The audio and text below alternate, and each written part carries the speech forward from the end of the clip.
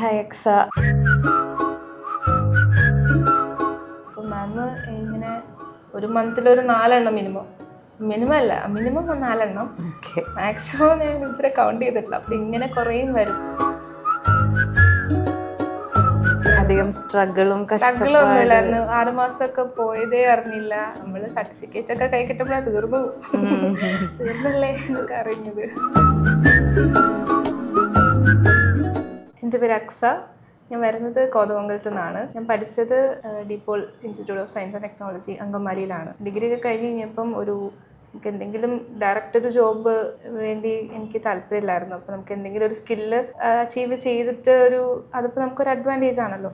അപ്പം അത് കാരണം കൊണ്ട് ഞാനും എൻ്റെ ഒരു ഫ്രണ്ട് ഇങ്ങനെ സജഷൻസ് കുറേ നോക്കുന്നുണ്ടായിരുന്നു. അങ്ങനെയാണ് എൻ്റെ ഫ്രണ്ടിനെ വിളിക്കുന്നത് സ്പെക്കിന്ന്. അപ്പം വിളിച്ചു കഴിഞ്ഞപ്പം ഞങ്ങൾ രണ്ടുപേരുമാണ് ഫസ്റ്റ് വന്ന് കണ്ട് നോക്കിയിട്ട് കൺവിൻസിങ് ആണെങ്കിൽ എടുക്കാം, ഓപ്റ്റ് ചെയ്യാം എന്ന രീതിയിൽ. കാരണം നമുക്ക് കുറേ കോഴ്സ് ഒക്കെ വരുന്നുണ്ട്, ഇഷ്ടംപോലെ ഇൻസ്റ്റിറ്റ്യൂഷൻസ് ഒക്കെ വിളിക്കുന്നുണ്ടായിരുന്നു. അപ്പം അതിലൊരു കൺഫ്യൂഷൻ വേണ്ടല്ലോ എന്ന് ഓർത്തിട്ടാണ് നമ്മൾ നേരെ സ്മെക്കിലോട്ട് വരുന്നത്. അപ്പോൾ അവിടെ വന്നു കഴിഞ്ഞപ്പം ഇവിടുത്തെ സ്റ്റാഫൊക്കെ ഭയങ്കര നല്ല രീതിയിലെല്ലാം ക്ലാരിഫൈ ചെയ്ത് തന്നു. നമുക്ക് ഇങ്ങനെയൊക്കെ ക്ലാസ് ഉണ്ട്, ഇങ്ങനത്തെ ഒക്കെ മൊഡ്യൂൾസ് ആണ് നമ്മൾ എടുക്കുന്നത്, അങ്ങനെയെല്ലാം ആണ് ചെയ്യുന്നത് എന്നൊക്കെ നമുക്ക് ഭയങ്കര ഒരു ക്ലാരിറ്റി തന്നു അവർ. പിന്നെ ഞങ്ങൾ ഓർത്ത് വന്നാൽ പിന്നെ ഇത് തന്നെ ഫിക്സ് ചെയ്യാം, വേറെ ഓപ്ഷൻ പോവണ്ട, ഇത് ബെറ്റർ ആയിരിക്കും എന്ന രീതിയിലാണ് ഇത് തന്നെ ഓപ്റ്റ് ചെയ്തത്.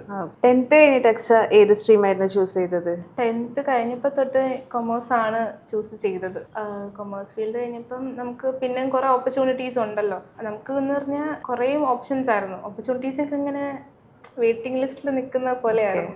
അപ്പം അതിനകത്ത് നമുക്കൊന്ന് പിക്ക് ചെയ്യാനായിരുന്നു പാട്. അപ്പോൾ പിന്നെ അതിൻ്റെ ഇടയിൽ കൂടെ ACCA കംപ്ലീറ്റ് ചെയ്യാൻ നോക്കുന്നുണ്ട്. സ്റ്റിൽ കണ്ടിന്യൂയിങ് ആണ്. ഡിഗ്രി കഴിഞ്ഞ ഒരു ഇത് വന്നപ്പം നമുക്ക് ഓർത്തു ഇങ്ങനെ എന്തെങ്കിലും സ്കിൽസിന്റെ വാല്യുബിൾ ആയിട്ടുള്ള എന്തെങ്കിലും സ്കില്ല് വേണം. നമുക്കൊരു ജോബിൽ ചെല്ലുവാണെന്നുണ്ടെങ്കിലും നമ്മൾ ഫ്രഷർ ആയിരുന്ന രീതിയിൽ എല്ലാത്തിനും ഫ്രഷറാണല്ലോ.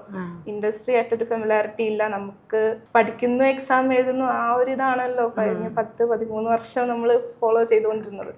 അപ്പം അതിനകത്തുനിന്ന് ഇൻഡസ്ട്രി ആയിട്ട് കുറച്ച് ഫെമിലറൈസ് ചെയ്യാൻ വേണ്ടിയിട്ടാണ് ഇതുപോലെ എന്തെങ്കിലും ഒരു കോഴ്സ് ചെയ്യാം എന്നോർത്തത്. ജോബ് ഓറിയന്റഡ് ആയിട്ട് തന്നെ കോഴ്സ് ചെയ്യാൻ ഓർത്തത്. നമ്മുടേതായിട്ടൊരു സ്കിൽ ഉണ്ടെന്നുണ്ടെങ്കിൽ നമുക്കത് അതൊരു കോൺഫിഡൻസ് ലെവലാണ്. അപ്പം അങ്ങനെ ചെയ്യാൻ ഓർത്തു. അങ്ങനെ വന്നു കഴിഞ്ഞ് നമ്മൾ ഫാക്കൾട്ടീസും ക്ലാസ് ഓറിയന്റേഷൻ സെക്ഷൻസ് ആയിരുന്നു ഫസ്റ്റ് 2 days ഒക്കെ. ഓറിയന്റേഷൻ സെക്ഷൻസ് ഒക്കെ അടിപൊളിയായിരുന്നു. നമുക്ക് കുറച്ചും കൂടെ ഒരു ക്ലാരിറ്റി സബ്ജക്ട് വൈസ് ആണെങ്കിലും കിട്ടി. അത് കഴിഞ്ഞ് ക്ലാസ് സ്റ്റാർട്ട് ചെയ്യുന്നത്. ക്ലാസ്സസ് ആണെന്നുണ്ടെങ്കിലും നമുക്ക് 2 hours ആണ് ക്ലാസ് വരുന്നത്.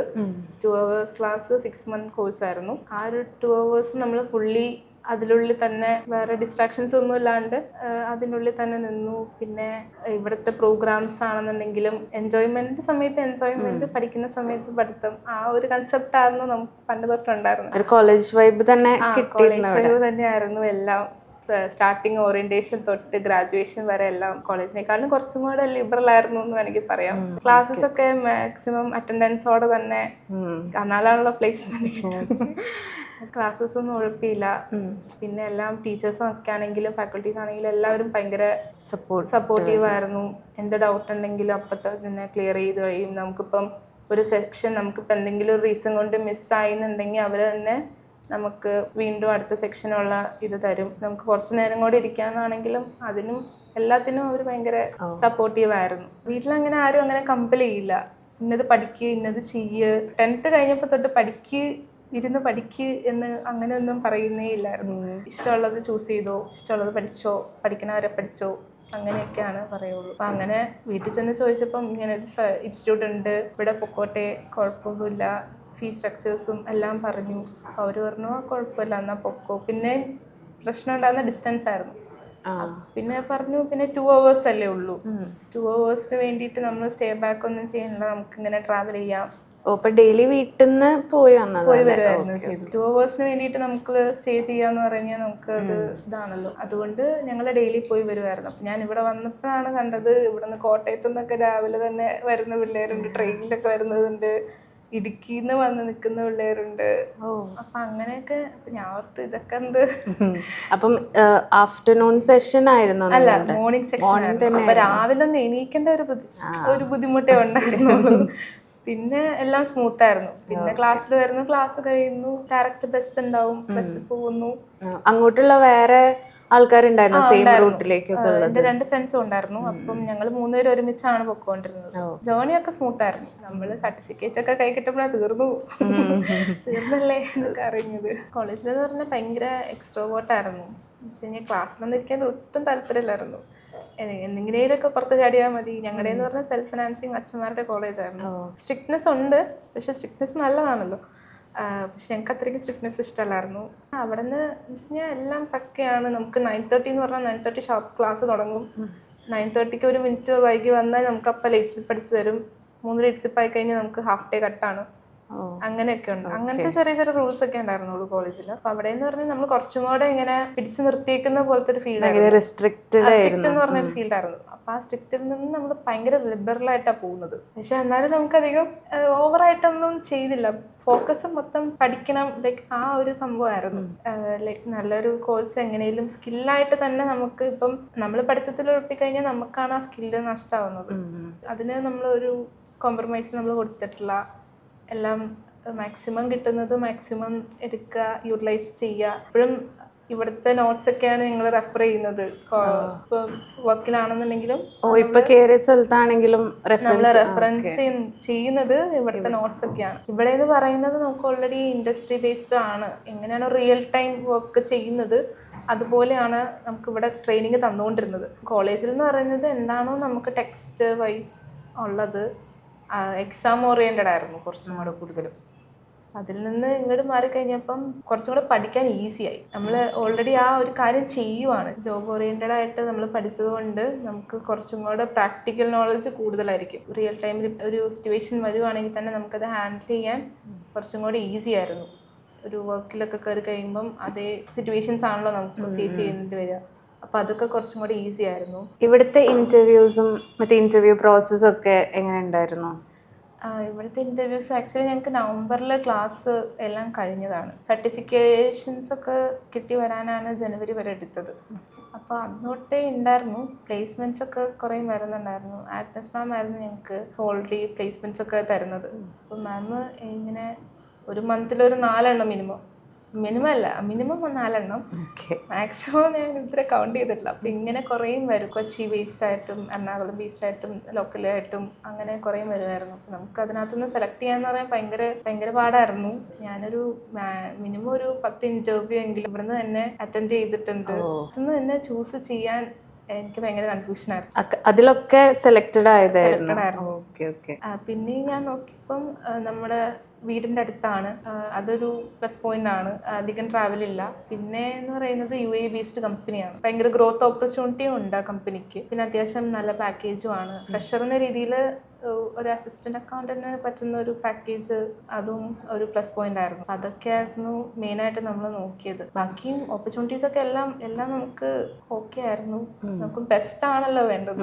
ഒരു ഇന്റർനാഷണൽ കമ്പനി ഒക്കെയാണ്. സോ കരിയറിൽ അത് ബെറ്റർ ആയിരിക്കും. അപ്പോൾ ഈ ഇവിടുത്തെ ഇന്റർവ്യൂ ട്രെയിനിങ് കാര്യങ്ങൾ, സോഫ്റ്റ് സ്കിൽ സെഷൻസ് അതൊക്കെ ഉണ്ടായിരുന്നില്ലേ? അതൊക്കെ ഹെൽപ്പ് ചെയ്തിട്ടുണ്ടോ ഇന്റർവ്യൂ അറ്റൻഡ് ചെയ്യാൻ? ഹെൽപ്പ് ചെയ്തിട്ടുണ്ട്. സോഫ്റ്റ് സ്കിൽ സെക്ഷൻസ് ഒക്കെ ലാസ്റ്റ് ഒരു month continuously soft skills sections ആയിരുന്നു. അപ്പം അതിനകത്തു നിന്നൊക്കെ ഭയങ്കരമായിട്ട് കോൺട്രിബ്യൂട്ട് ചെയ്തിട്ടുണ്ട് ഞങ്ങൾക്ക്. പ്രസൻറ്റേഷൻസ് വൈസ് ആണെങ്കിലും മോക്ക് ഇൻ്റർവ്യൂസ് ആണെന്നുണ്ടെങ്കിലും അങ്ങനെ കുറേ മോക്ക് ഇൻ്റർവ്യൂസ് തന്നെ ഒരു 3-4 റൗണ്ട് നടത്തിയിട്ടുണ്ട്.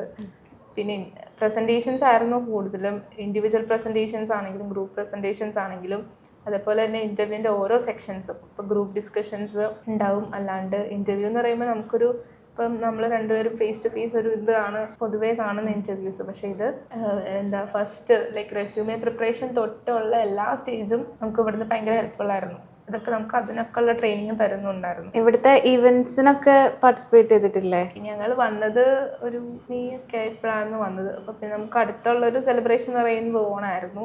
ഓണം ഇവിടെ എല്ലാ ഡിപ്പാർട്ട്മെന്റ് വൈസ് ആണ് ഓണം ഫെസ്റ്റ് ഒക്കെ നടത്തിയത്. അതൊക്കെ അടിപൊളിയായിരുന്നു. നമ്മുടെ ഡിപ്പാർട്ട്മെന്റ് ഫിൻടെക്കിലെ ഡിപ്പാർട്ട്മെന്റ് ആണെങ്കിൽ പോലും നല്ല രീതിയിൽ ഓണത്തിൻ്റെ ഇതൊക്കെ നടത്തി. ഞങ്ങൾ കുറേ പ്രോഗ്രാംസ് ചെയ്തു. ഞങ്ങൾ അന്നേരമാണ് ക്ലാസ്സിലുള്ള എല്ലാവരുമായിട്ട് ഭയങ്കര ഒരു കോർഡിനേഷൻ വന്നത്. ഞങ്ങൾ ഇവിടെ സ്റ്റേ ഉള്ള ആൾക്കാരുടെ അടുത്തൊക്കെ ഹോസ്റ്റൽസ് ഒക്കെ പോയി ഇരുന്ന് ഞങ്ങൾ പ്രാക്ടീസ് ഒക്കെ ചെയ്തു. നമുക്ക് ഇവിടെ അധികം സ്പേസ് എടുക്കാൻ പറ്റില്ലല്ലോ. ഒരു ഔട്ട്സൈഡ് ക്യാമ്പസ് കണക്ഷൻ വന്നത്. സൈഡിൽ പോയി അവിടെയൊക്കെ പോയി നിന്നാണ് ഞങ്ങൾ പ്രാക്ടീസ് ഒക്കെ ചെയ്ത് എന്നിട്ട് ഇവിടെ വന്ന് ഡാൻസ് ഒക്കെ ചെയ്ത്. പിന്നെ ആയിരുന്നു ഹലോവിൻ ആയിരുന്നു. ഹലോവിൻ ഒന്നും ഞങ്ങൾ കോളേജിൽ പോലും ഞങ്ങൾ സെലിബ്രേറ്റ് ചെയ്തിട്ടില്ല. ഡിഗ്രി മാത്രം പോരാ ഒരു കരിയർ ബിൽഡ് ചെയ്യാനൊരു അങ്ങനെ തോന്നിയിട്ടുണ്ടോ? ഇപ്പോഴത്തെ ഒരു എൻവയോൺമെന്റ് നോക്കുകയാണെന്നുണ്ടെങ്കിൽ നമുക്ക് ഡിഗ്രിയും കൊണ്ടൊന്നും ആവില്ല. ഒരു ബേസിക് പേ ഒക്കെ കിട്ടും എന്നല്ലാണ്ട് നമുക്ക് അതിൽ കൂടുതലൊന്നും അച്ചീവ് ചെയ്യാൻ പറ്റില്ല. ഇപ്പോൾ അക്കൗണ്ടിങ് ഫീൽഡാണെങ്കിൽ തന്നെ ഒരു എക്സ്പീരിയൻസ് ആണ് മെയിൻ ക്രൈറ്റീരിയ. അപ്പോൾ എക്സ്പീരിയൻസിലേക്ക് എത്തണമെങ്കിൽ തന്നെ നമുക്കൊരു നല്ല പ്ലേസ്മെൻറ്റ് വേണം എവിടെയെങ്കിലും. ഇപ്പോൾ PG ചെയ്യുന്നതിലും ബെറ്റർ ഓപ്ഷൻ എന്തെങ്കിലും ഒരു കോഴ്സ് ചെയ്ത് പിന്നീട് നമുക്കത് ഗ്രോത്ത് ആണ് എന്ന് തോന്നുവാണെങ്കിൽ നമുക്കൊരു PG കൂടെ എടുക്കാം. നെസസറി ആണെങ്കിൽ നമുക്ക് PG കൂടെ ഓപ്റ്റ് ചെയ്യാം എന്ന രീതിയിലായിരുന്നു. അപ്പം അതുകൊണ്ടാണ് ഒരു സ്കിൽ എന്ന രീതിയിൽ ഇത് ചെയ്തത്. എല്ലാവരും PG എടുത്ത് നമ്മളൊരു 2 years അപ്പോഴും നമുക്ക് വീണ്ടും എടുക്കുകയാണ്. പഠിക്കാൻ തന്നെ വീണ്ടും ഒരു 2 years എടുക്കുകയാണ്. വെച്ചാൽ നമുക്കിപ്പം പാഷ്വാലിറ്റി എന്ന് പറഞ്ഞൊരു സാധനം നമുക്കവിടെ കാണാൻ പറ്റും. നമ്മളിപ്പം ഒരു ജോബിൽ കയറാന്ന് പറഞ്ഞു കഴിഞ്ഞാൽ ഈസി അല്ല. എല്ലായിടത്തും അതിൻ്റെ ഡിഫിക്കൽട്ടീസ് ഉണ്ട്. അപ്പം നമ്മൾ കയറുന്ന ഒരു സ്ഥലം എന്ന് പറയുന്നത് അത് ഹാസ് ടു ബി ബെറ്റർ.